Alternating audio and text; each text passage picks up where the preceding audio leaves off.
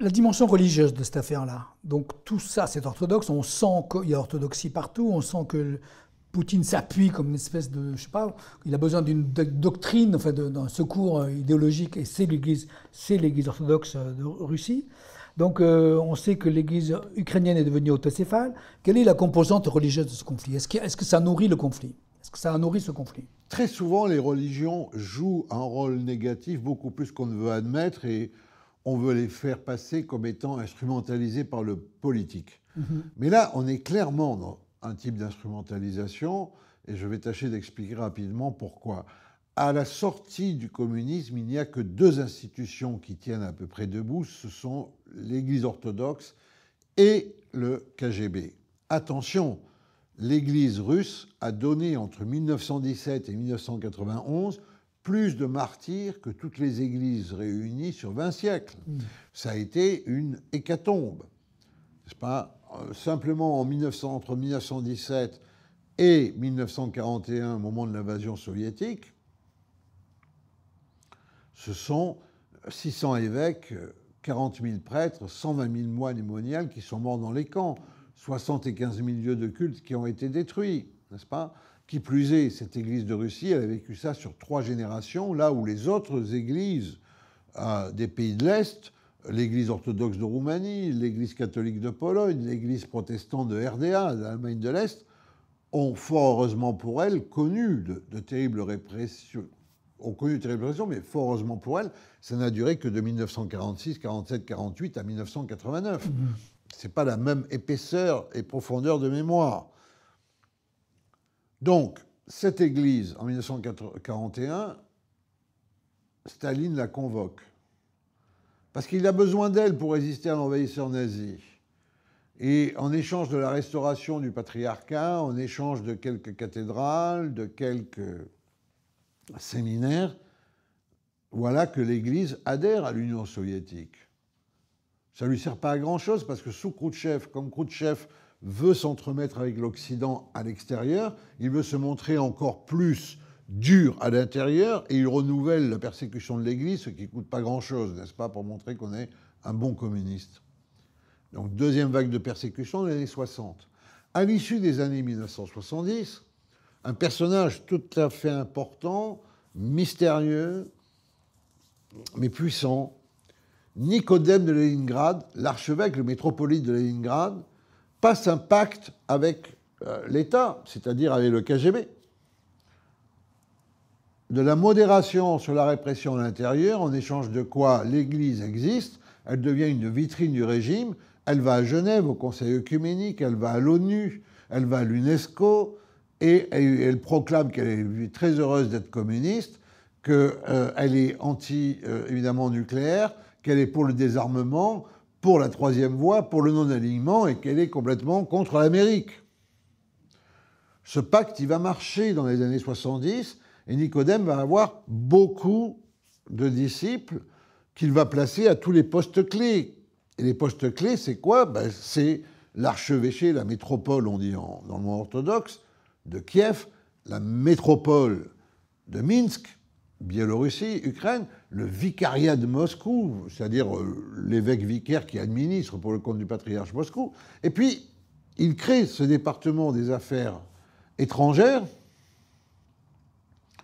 qui est le vrai centre désormais du patriarcat, c'est lui qui le tient, dont va hériter son meilleur disciple, Kirill Vladimir Goundaïev, dans le siècle, qui va sceller un pacte faustien avec Vladimir Poutine,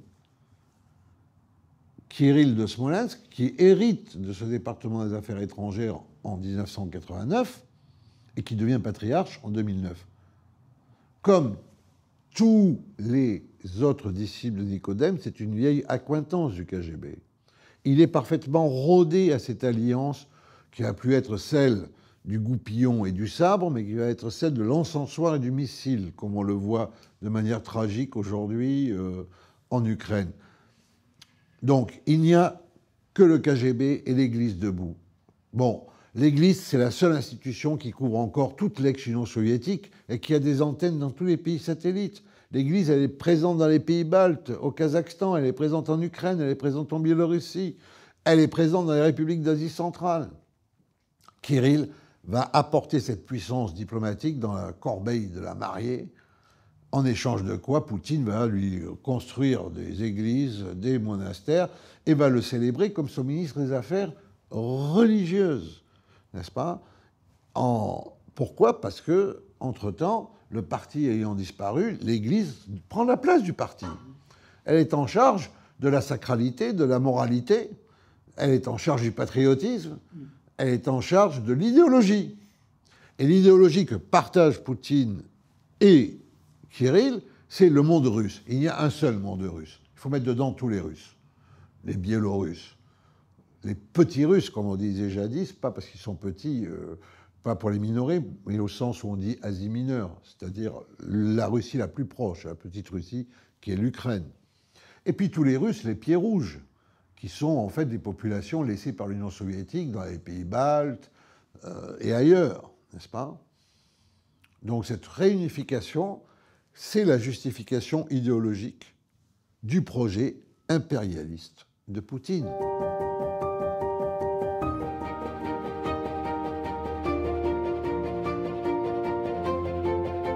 Et qui instrumentalise qui? C'est l'Église ou c'est les deux? C'est quoi? Il y a un seul patron, c'est Poutine. C'est Poutine. Il y a un seul patron, c'est Est-ce qu'on peut dire qu'ils sont soumis, qu'ils n'ont pas le choix? Ou est-ce qu'ils ont parfaitement le choix et qui nourrissent le patriotisme russe? L'actuel patriarche Kirill de toutes les Russies avait parfaitement le choix. Il avait le choix de construire, de rebâtir une église qui aurait été dans le cadre du fameux concile russe de 1917, l'église ayant profité de la tourmente révolutionnaire pour faire un concile qui était très progressiste, qui annonçait Vatican II, en quelque sorte, assemblée clérico-laïque, enfin il y avait tout, retour à la Bible, redécouverte de la liturgie, il y avait un mouvement spirituel intense, n'est-ce pas? Il aurait pu choisir de rebâtir ça. Il aurait pu choisir de demander des comptes au nom des innombrables martyrs. Il les a enterrés, comme Poutine l'a fait, parce que c'est une page gênante. Et puis aussi, il les a enterrés au nom de Poutine, Kirill, pour pouvoir laisser libre cours aux nouveaux crimes de Poutine. Parce que le rappel des crimes du passé aurait été quelque chose, effectivement, d'accablant pour Poutine, qui les a réédités. Persécution des dissidents, assassinat des journalistes, interdiction d'une presse libre, tout ça qui s'est accéléré à la veille de la guerre d'Ukraine. Poutine a fermé Mémorial, fondé par Andrei Sakharov, l'association qui était là pour collecter les archives du mal radical des camps. Oui, symboliquement, c'est très fort, ça. Mais c'est juste avant l'Ukraine. Oui, c'est vrai. Et ça va ensemble. Est-ce que vous avez entendu Kirill protester? Pas du tout. Kirill a accepté d'être, en fait, le hiérophante du sycophante Poutine. Il a accepté, en fait, d'être le serviteur en sacralité. Mais quant à la prédication de ces dimanches, Kirill dénonce l'Occident, le consumérisme, l'homosexualité, tout ça. C'est du pipeau, c'est un discours qui ne tient pas la route, ou c'est un prétexte, c'est sérieux, il pense ou il pense... Alors on voit bien d'ailleurs combien c'est Poutine le patron, parce que Kirill se met au diapason de Poutine. Le jeune Kirill, qui a été délégué de ce fameux Nicodème à Genève au Conseil œcuménique des Églises, il paraissait tout à fait sympa, progressiste, ouvert. Pour devenir patriarche, il a fallu qu'il adopte le discours que Poutine lui-même voulait voir l'Église adopter, qui est un discours anti-occidentaliste, puisque si militairement l'Occident c'est l'ennemi, il faut aussi qu'il soit l'ennemi spirituel. N'est-ce pas? Et c'est le même discours qu'on trouve chez Poutine et chez Kirill, d'un Occident décadent, d'une Europe perdue dans de mauvaises mœurs. Allez voir les mœurs du Kremlin et les mœurs du patriarcat. Très sincèrement, Ça se discute. Ouais. Donc tout ça, c'est fabriqué, ça n'a rien... C'est une fabrique idéologique, mais on finit par croire à l'idéologie aussi. C'est bien le problème, parce que tant que l'idéologie ça reste des paroles verbales, bon, on a affaire à des rhétoriques. Là, ce n'est plus une rhétorique. Cette rhétorique, elle se compte en enfants morts, désormais, sous les bombes. Et alors le conflit avec l'Ukraine au niveau de l'autocéphalie, c'était quoi? Alors là, il faut 2 minutes, parce que l'orthodoxie, c'est un peu comme le Scrabble en finnois pour les Français, quoi. Alors décryptez-nous. Voilà. Donc l'orthodoxie, c'est une communion d'églises qui, depuis le Xe siècle, ont pris un tour un peu national en raison du réveil des peuples et du réveil des identités, particulièrement contre l'Empire ottoman, qui couvrait, à l'exception de l'Empire russe, la totalité des peuples traditionnellement orthodoxes dans les Balkans, les Serbes, les Bulgares, les Grecs, enfin, etc. C'est le patriarcat œcuménique de Constantinople, qui est aujourd'hui à Istanbul, qui, depuis la rupture avec Rome, puisque Constantinople, c'était la seconde Rome voulue par l'empereur Constantin, a la primauté dans l'orthodoxie. Tout le monde orthodoxe. Et cette primauté, ce n'est pas la papauté, certes. Il n'y a pas de pouvoir particulier, juridictionnel ou sacramentel ou de magistère de vérité accroché à cette primauté, mais elle est active comme un service et donc elle engage un véritable pouvoir d'initiative, d'arbitrage et, au besoin, de discipline. Donc, que se passe-t-il? Bon, le patriarcat de Moscou, même à la sortie du communisme, c'est 50% du monde orthodoxe, en termes de nombre d'évêques, de prêtres, de fidèles, de moines, en termes surtout de ressources politiques, diplomatiques et financières, en raison même du lien avec le Kremlin. Mais dans ces 50%, 40%, un peu moins de la moitié, mais presque la moitié, c'est l'Ukraine. Où la piété est bien plus grande qu'en Russie, où la christianisation est demeurée plus forte qu'en Russie. Donc, le patriarcat sans l'Ukraine, c'est une église, le patriarcat de Moscou sans l'Ukraine, c'est une église ordinaire comme les autres. Kirill, voulant servir le projet de Poutine, a les mêmes conceptions hégémoniques. Mais lui, Kirill, sur l'église orthodoxe.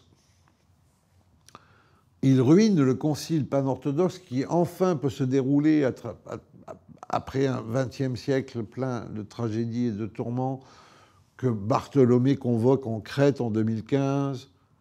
Il ne s'y présente pas, empêche d'autres églises d'y aller pour faire sa démonstration de force.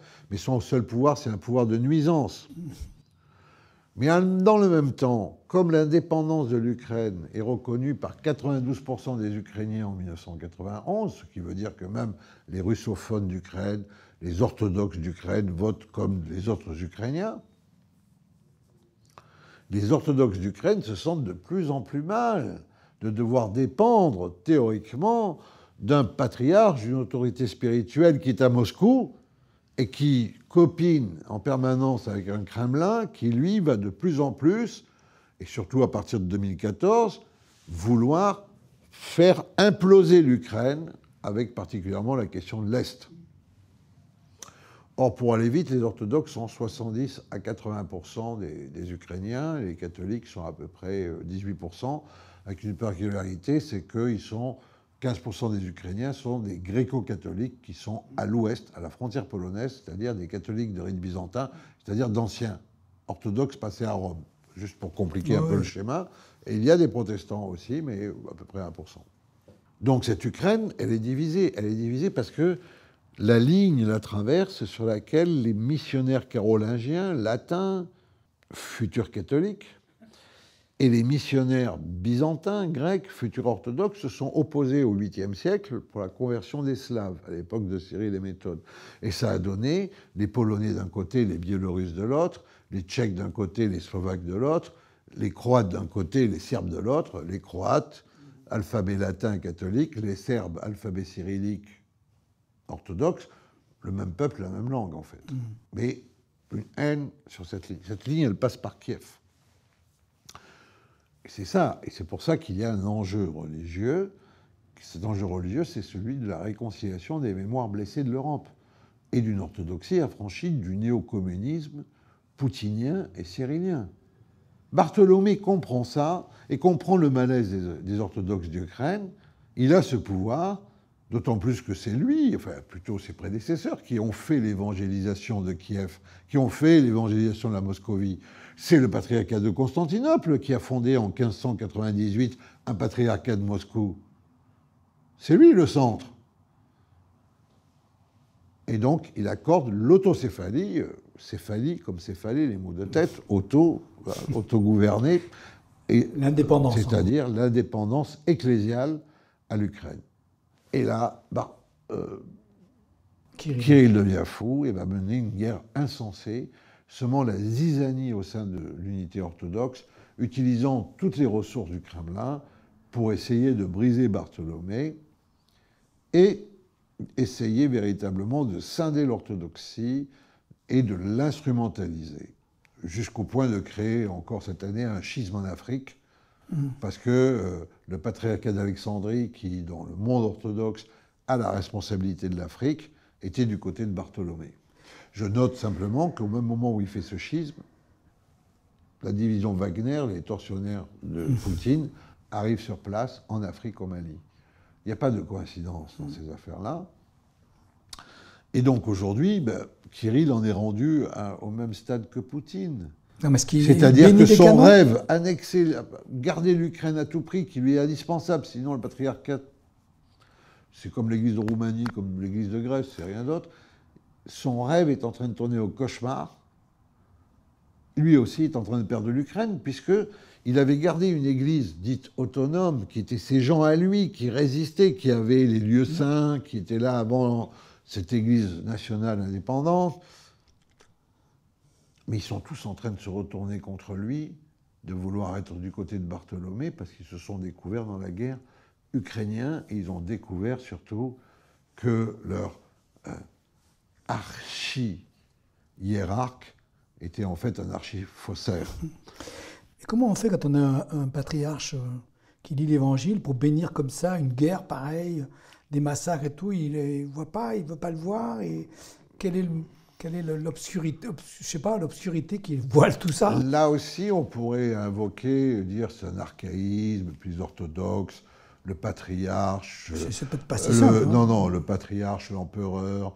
Bon, ces pays orthodoxes, ils sont toujours un peu dans la lumière du mont Tabor. Ils sont indifférents à la vie politique, à la vie sociale. Bon. Mais tout ça, ne tient pas. D'abord parce qu'on pourrait donner des tas de contre-exemples. Bien sûr. Et puis ça serait tout à fait aussi juste que de dire que le catholicisme, c'est entièrement les croisades et les chevaliers teutoniques, ou que le protestantisme, c'est entièrement... D'Afrique du Sud, c'est les bourses qui ont massacré les... Voilà, ou que c'est l'Afrique du... Enfin, bon, c'est aussi... c'est vraiment un peu du blablabla qu'il vaut mieux éviter, il vaut mieux regarder véritablement l'histoire.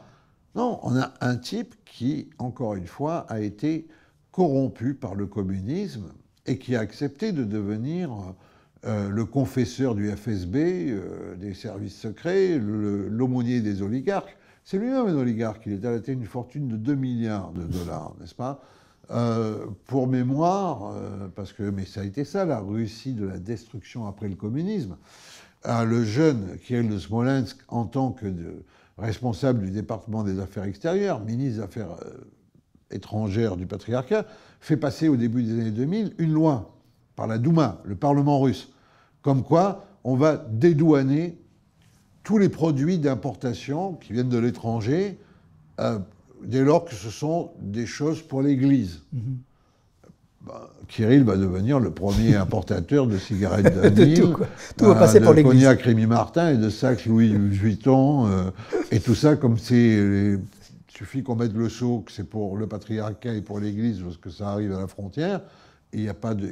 ça est détaxé. Bon, c'est un peu un mafieux. Donc on a affaire à un mafieux, oui. Un tout petit peu tout de même. Mais l'Évangile, il le lit quand même de temps en temps, non? Mais il le lit tous les jours, mais il le lit comme il a envie de le lire. Oui. Il le lit dans des célébrations où il est entouré de gardes du corps, KGBistes, guébistes. Il le lit auprès de milliardaires qui ont tous fait leur fortune en trempant leurs mains dans le sang et qui l'absout. Il le fait auprès de Vladimir Poutine, qui est en train de véritablement mettre en ruine l'Ukraine, de trucider le peuple ukrainien. Il est patriarche de toutes les Russies, n'allez même pas chercher les Russes. Normalement, c'est lui originellement le patriarche des Ukrainiens, autant que des Russes. Donc en fait, on a affaire à un possédé. D'accord. Et il faut bien l'admettre, et c'est pour cela qu'il serait bon que les milieux œcuméniques d'abord, les orthodoxes ensuite, ou l'inverse, rompent toute relation avec lui, car comme Poutine, ça s'est accéléré, il a basculé de l'autre côté. Et aujourd'hui, il représente un scandale pour la conscience chrétienne universelle. Évidemment, tout ça accable les orthodoxes, mais ça accable le christianisme aussi. Consterne les catholiques, les protestants. Là aussi, lui qui était devenu tellement anti-œcuménique, il donne l'occasion, par le rejet commun de sa personne, d'avoir un acte œcuménique vrai et de nous dire qu'en dépit de nos différences confessionnelles, qui sont parfois aussi des différences culturelles, non, les orthodoxes ne méritent pas Kirill de la même façon que les Russes ne méritent pas Poutine. Et d'ailleurs, aucun peuple au monde ne mérite Poutine et aucune confession au monde ne mérite Kirill. On a affaire à des fantômes surgis véritablement de l'époque stalinienne.